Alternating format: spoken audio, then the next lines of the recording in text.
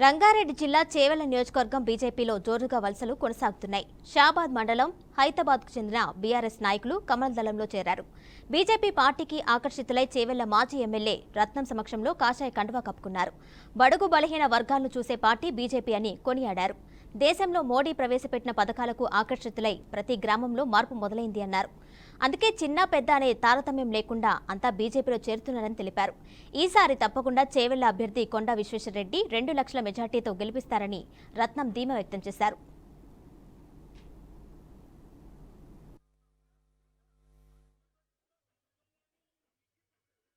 ప్రచారం బాగా ఊపందుకుంది.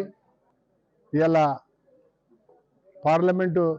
చేవెళ్ల పార్లమెంటు ప్రజలందరూ కూడా భారతీయ జనతా పార్టీకి ఓటేయాలని డిసైడ్ అయినారు. 10 సంవత్సరాల నరేంద్ర మోడీ గారి పాలనలో ఈ దేశంలో ముఖ్యంగా రాష్ట్రంలో కూడా ఎక్కడ కూడా అల్లకల్లాలు లేవు, అల్లర్లు లేవు. ప్రజలందరూ కూడా సుఖశాంతులతో ఏ ఇబ్బందులు లేకుండా వాళ్ళ జీవన విధానాన్ని కొనసాగించినారు. అదే కాకుండా నరేంద్ర మోడీ గారు చేపట్టిన అనేక సంక్షేమ కార్యక్రమాలు, పేదరిక నిర్మూలన, అదేవిధంగా రాజకీయంగా, సాంఘికంగా, ఆర్థికంగా ఒక నూతన సమాజ నిర్మాణానికి నరేంద్ర మోడీ గారు నాంది పలికిండ్రు అనేది ఇలా గ్రామీణ ప్రాంతంలో ఉన్న ప్రజలు కూడా చాలా స్పష్టంగా అవగాహన చేసుకున్నారు.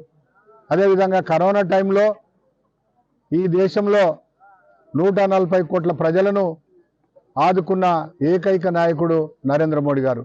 అదే కాకుండా వాళ్ళు ఎక్కడ కూడా అన్నానికి ఇబ్బంది పడకూడదు, తిండికి ఇబ్బంది పడకూడదు అనే ఆలోచనతోని వారు ప్రతి ఇంటికి 6 కిలోల బియ్యం చొప్పున వారు కొనసాగించిన సంగతి కూడా మనకందరూ కూడా తెలిసి ఇలా గ్రామీణ ప్రాంతంలో కూడా చెప్తా ఉన్నారు.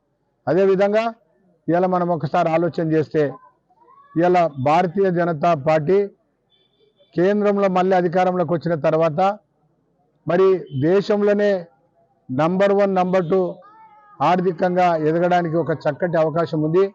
ఇలా చదువుకున్న వాళ్ళు, చదువుకోని వాళ్ళు, మహిళలు సైతం నరేంద్ర మోడీ గారి నాయకత్వం కావాలి,